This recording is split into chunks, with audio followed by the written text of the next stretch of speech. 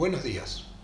Esta es la clase 12 del curso Bases Bioquímicas y Fisiológicas de la Endocrinología. Este es un curso organizado por el Departamento de Docencia del Laboratorio de Biología Ósea de la Facultad de Ciencias Médicas de Rosario y la Asociación Científica Rosarina de Estudiantes de Medicina, ACREM. En la clase de hoy veremos hormonas del aparato digestivo. En este esquema mostramos superficialmente los mecanismos de integración en los que se hayan involucradas las hormonas del aparato digestivo. Supongamos que este recuadro representa el aparato digestivo en su conjunto y el aparato digestivo recibe la incorporación a través de la ingesta, la incorporación de alimentos. La ingesta es controlada y representaremos por línea de puntos con un redondel en la punta a situaciones que pueden ser o estimulatorias o inhibitorias. Entonces en ese caso decimos que puede ser regulada, ya sea de manera positiva o de manera negativa por una o por otra hormona. La ingesta de alimentos es controlada básicamente por hormonas que son producidas por el sistema nervioso. Cuando ingresan los alimentos, estos alimentos en el aparato digestivo sufren digestión y a su vez, en primer lugar, estimulan la liberación de ciertas hormonas que tienen diversos efectos. Y estas serían las hormonas gastrointestinales que nos interesan. Estas hormonas pueden tener efectos inhibitorios sobre otras células del aparato digestivo o bien, en algunos casos, estimulatorios. A su vez pueden tener un efecto regulador sobre el páncreas endocrino que producirá hormonas o efecto estimulatorio sobre el páncreas exócrino que producirá enzimas. Las enzimas producidas por el páncreas exócrino participan estimulando la degradación de los alimentos, en general a compuestos más pequeños que en su gran mayoría están compuestos por glucosa, cuando provienen de los carbohidratos, aminoácidos por la digestión de las proteínas y ácidos grasos por digestión de los lípidos. Estas hormonas, como dijimos entonces, estimulan el páncreas exócrino.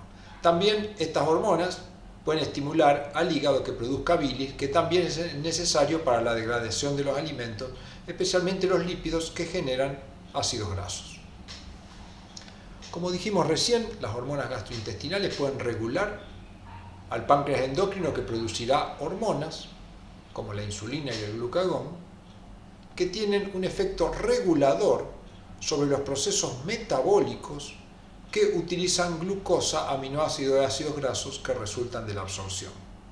Muchos de ellos, especialmente los ácidos grasos y especialmente la glucosa, son incorporados al tejido adiposo como reserva.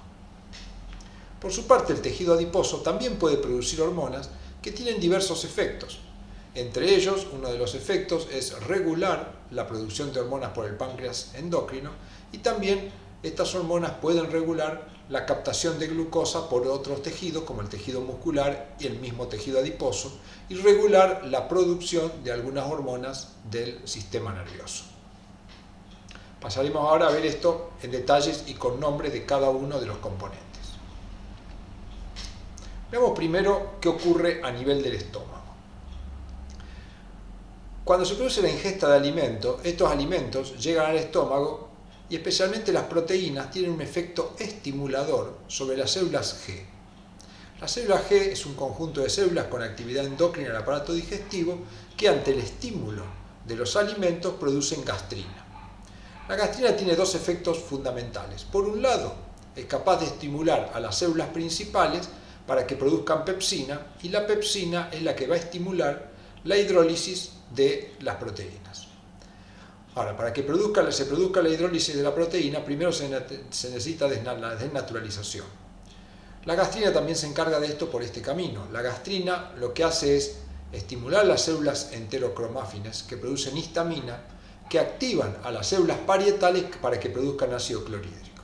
El ácido clorhídrico volcado a la luz gástrica produce un descenso del pH que, como sabemos, es un estímulo importante para la desnaturalización. De esta manera, la llegada de alimentos ha desencadenado dos procesos, el de producción de enzimas por las células principales y el de producción de ácido clorhídrico por las células parietales. Por otra parte, la llegada de alimentos va a producir distensión de la pared del estómago, como así también el vaciado va a poder producir contracción.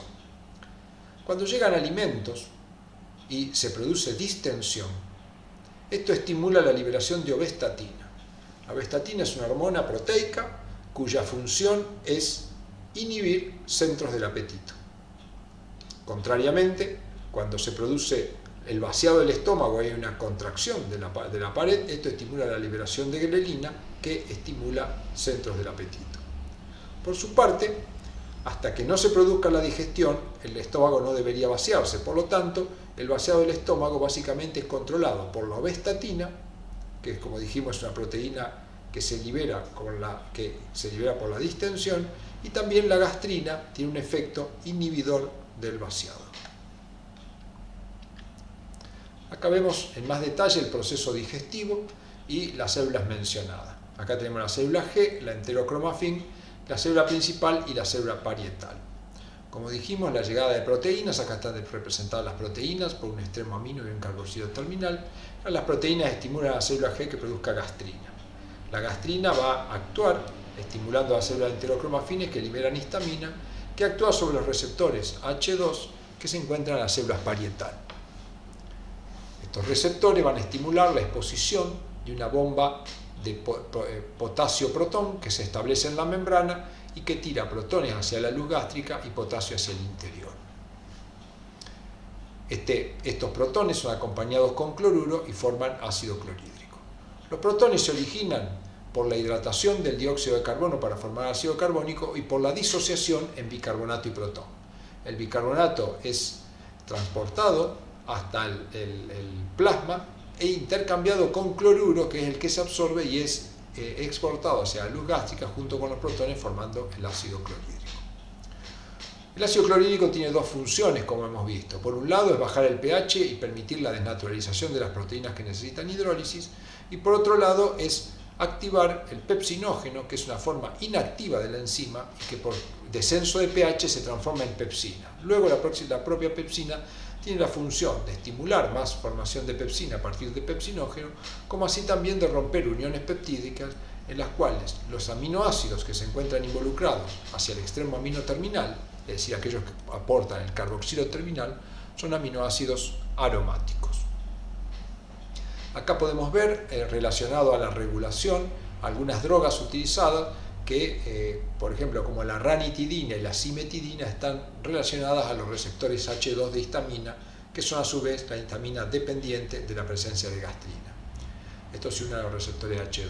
El omeprazol, que es otra droga que se utiliza para controlar la secreción de ácido clorhídrico y de aplicación especialmente en gastritis y en úlceras gástricas, es un inhibidor de la bomba que tira protones, que bombea protones hacia la luz gástrica. Vemos que ocurre a nivel del duodeno.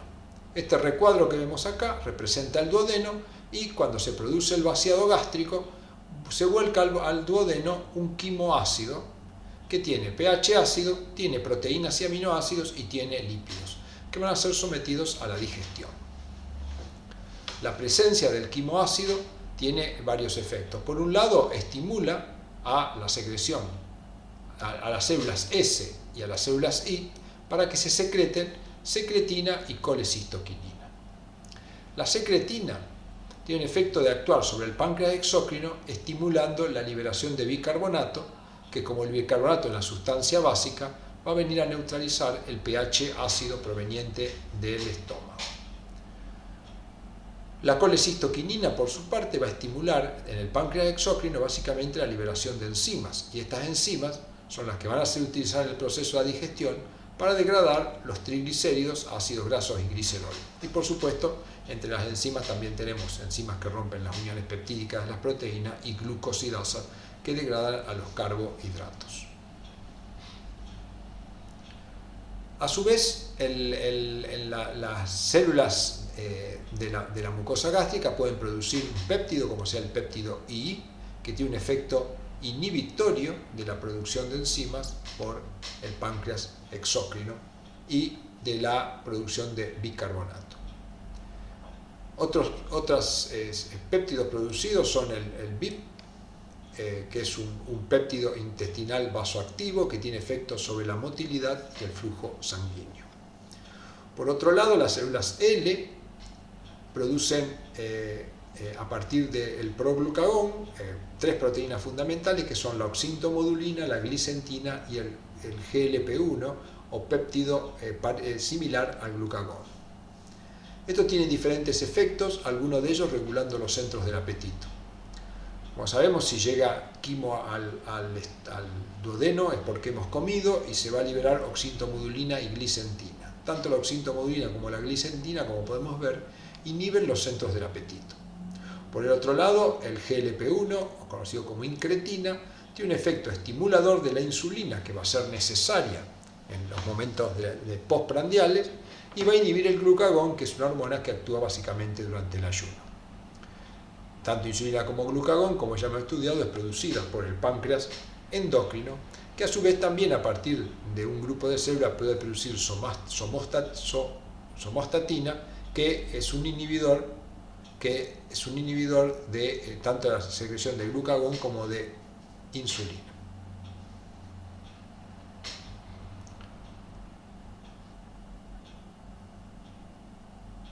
La gastrina, también que hemos visto producida por el estómago, tiene un efecto estimulador sobre la secreción de insulina. Y los centros del apetito producen, como podemos ver acá, un péptido que es el péptido II y la amilina, que son sustancias, la amilina producida por el páncreas endocrino, y que tienen efectos sobre el aprovechamiento de glucosa por el músculo. Acá vemos un poco más ampliado, pero la parte básicamente digestiva de la luz intestinal. Al intestino suelen llegar en gran cantidad, obviamente diariamente, proteínas, que acá está representada por un extremo amino terminal y un extremo carboxilo terminal. Como dijimos recién, la llegada de proteínas requiere de enzimas. Estas proteínas van a estimular células de la mucosa intestinal, como vimos, que producen básicamente colecistoquinina, que son las células I. La colecistoquinina va a estimular el páncreas, como vemos acá, que produce varios zimógenos relacionados a las proteínas, como son el tripsinógeno, el quimiotripsinógeno, la proelastasa y la procarboxipeptidasa. Una enzima del duodeno, la enteroquinasa, es capaz de activar la tripsina y a su vez la tripsina es capaz de activar a la propia tripsina y activar a los quimiotripsinógenos, a la proelastasa y a la procarboxipeptidasa para que se transformen en carboxidasa, elastasa y quimiotripsinógeno y tripsina, que son las enzimas activas, que van a romper uniones peptídicas en diferentes sitios de la cadena polipeptídica. La tripsina básicamente aquellos que tienen hacia el extremo amino terminal aminoácidos básicos, la quimiotripsina los que tienen aminoácidos aromáticos, la elastasa los que tienen aminoácidos de cadena lateral hidrofóbica y la carboxipeptidasa que rompe los enlaces peptídicos del extremo C terminal. La acción de todas estas enzimas, coordinada por las hormonas que dijimos, va a producir péptidos, dipéptidos y aminoácidos que por acción de dipeptidasas va a terminar transformándose en aminoácidos y absorbiéndose. El tejido adiposo y el sistema nervioso son partes importantes también de la integración con las hormonas gastrointestinales. El tejido adiposo, simplificando, produce básicamente 3 hormonas: la resistina, la adiponectina y la leptina. Comencemos con la leptina. La leptina se libera en función de la cantidad de tejido adiposo que tengamos. Cuanto más tejido adiposo hay, más leptina se va a producir. Y aparte la insulina lo va a estimular. Por lo tanto, es de esperar que en etapas postprandiales, cuando hay insulina, haya un estímulo a la liberación de leptina. Es decir, que la leptina se está liberando cuando hay mucho tejido adiposo o cuando hay producción de insulina. De esta manera, una de las acciones de la leptina es inhibir la producción del neuropéptido I, que es un estimulador de los centros de apetito. Por lo tanto, en altos niveles de leptina tendremos sensación de saciedad.